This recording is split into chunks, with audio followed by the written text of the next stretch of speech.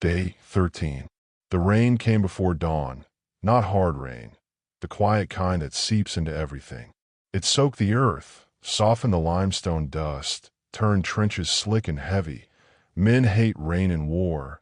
It rots boots, slows movement, and makes every smell stronger. Sweat, fear, blood from yesterday that no one had time to wash away. I welcomed it anyway. Rain blurs sight lines. Rain muffles sound. Rain reminds men that they are still human. The enemy felt it too. There was no early mortar fire. Instead, the jungle breathed wet and slow, leaves dripping steadily like a clock counting down. The valley felt suspended, caught between yesterday's violence and tomorrow's certainty. We used the morning to repair what we could. Collapsed fighting holes were reshaped. Overhead cover reinforced. A radio antenna re-erected and camouflaged again.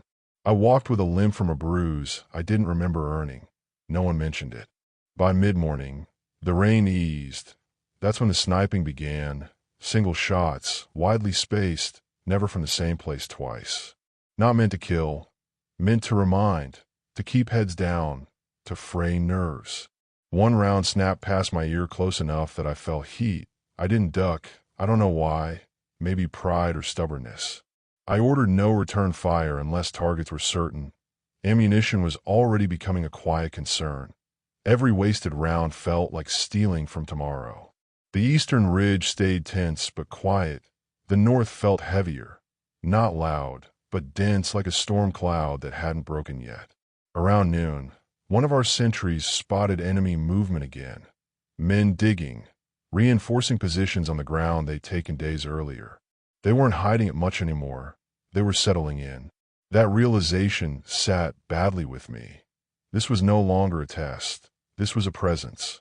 In the afternoon, a brief firefight broke out west.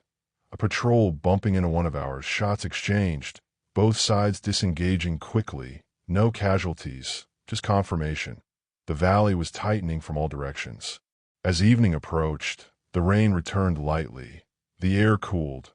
Steam rose from the ground where bombs had torn the earth open days earlier. I walked the line at dusk, speaking softly to each man. Not encouragement, but acknowledgement.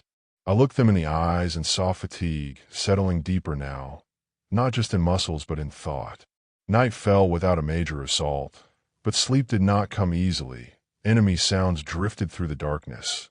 Digging, low voices, the occasional clink of metal close enough now that I could imagine faces.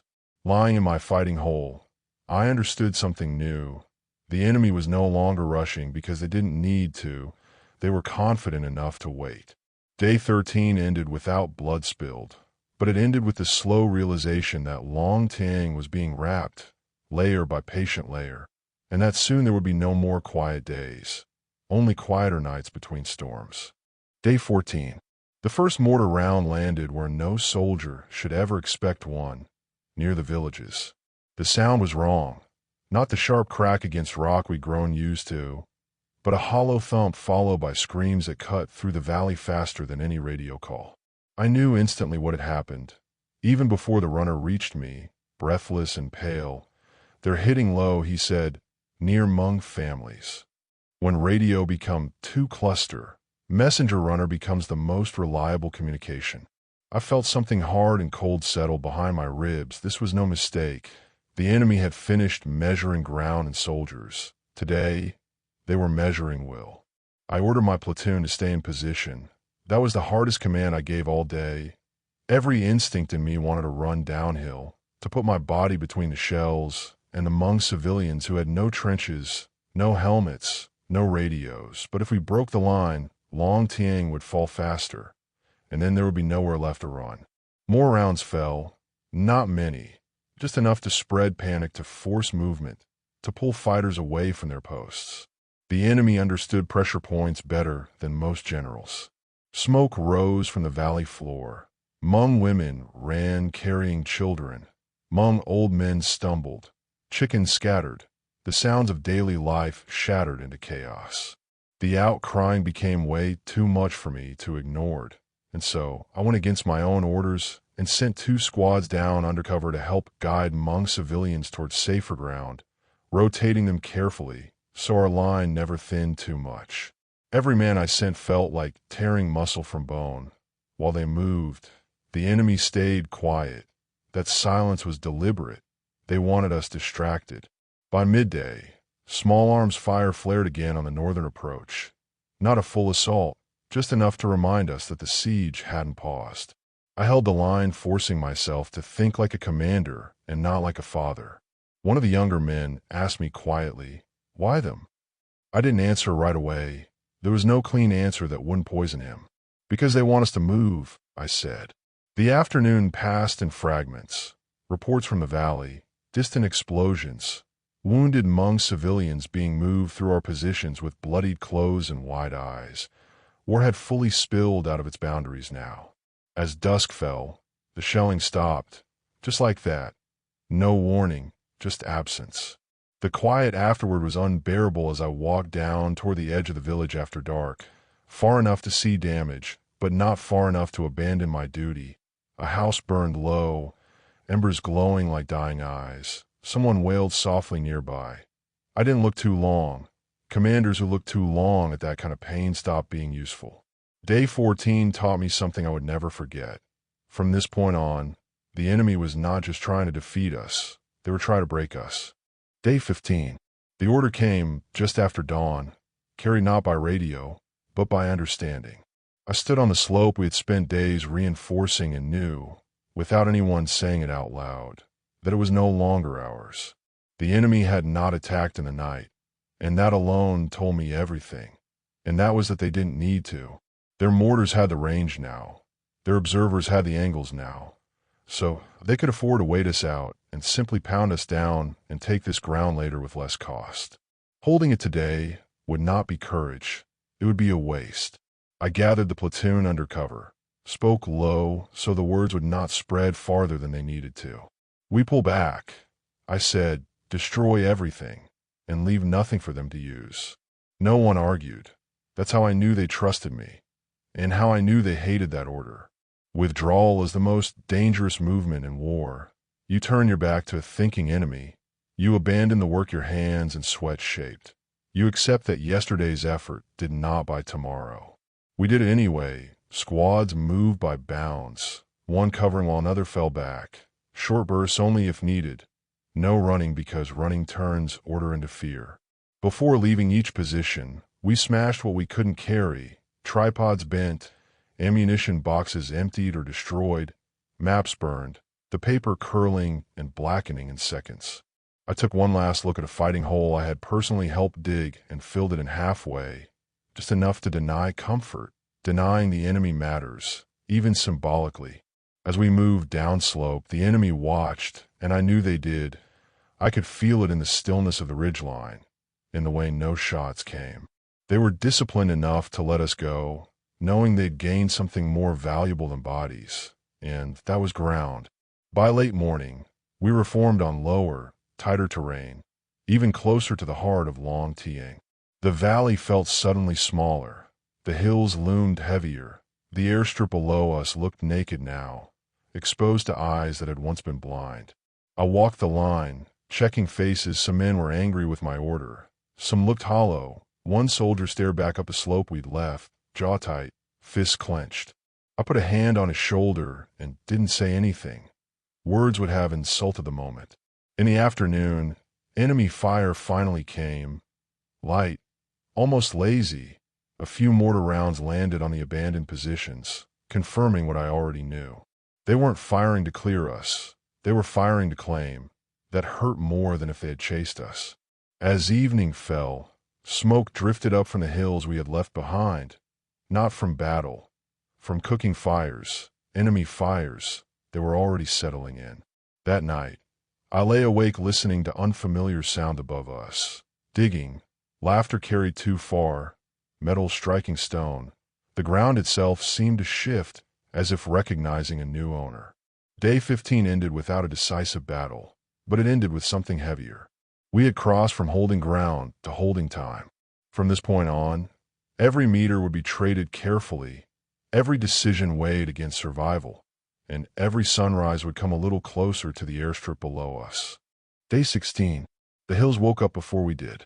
At first light, I could see movement everywhere above us. Not rushing, not chaotic, but settling. Enemy soldiers fanned across the high ground we had abandoned, digging, reinforcing, measuring angles with the patience of men who intended to stay a while. They owned the sky-facing slopes now, and with that ownership came something worse than rifle fire, and that was sight advantage the enemies had now. By mid-morning, the first accurate rounds began to fall, mortars that no longer walking fire, no longer guessing. One landed squarely where a command post had stood the day before, another slammed into a tree line we had just vacated. They were speaking with confidence now. I pulled my platoon tighter, folding our line inward, hugging folds of terrain that broke observation. We stopped thinking in terms of hills and started thinking in terms of shadows. This was the day the war tilted.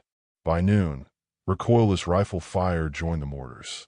The recoilless rifle they commonly used were 57 millimeters, 75 millimeters, 82 millimeters, and the sound was unmistakable, a sharp, flat crack followed by a violent impact.